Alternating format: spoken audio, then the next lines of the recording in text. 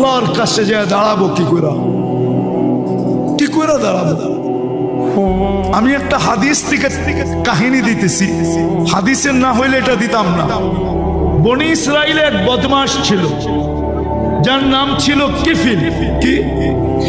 কিফিল বদমাশ ছিল।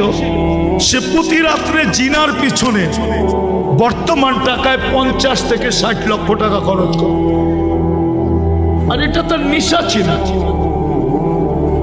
আল্লাহ তাকে এত টাকা দিছিলেন যে পাহাড় পর্যন্ত তার টাকার সামনে হার মানত। একদিন এক মেয়েকে নিয়ে আসছে, তো কামরার ভিতরে ঢুকায় বলতেছে আমি প্রস্তুতি নিয়ে আসতেছি। যখন নিয়ে আসছে প্রস্তুতি, তো দেখে মেয়ে অজরে কাঁদতেছে। তো বলতেছে ওই মেয়ে কাঁদিস কেন?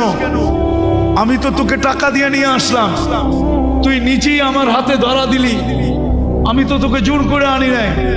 তো মেয়ে বলতেছিল শোন কিফিল, আমি বাজারি মেয়ে না, আর এটা আমার পেশাও না।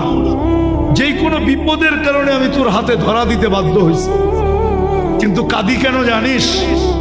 কালকে এই চেহারাটা আল্লাহকে কি করে দেখাবো?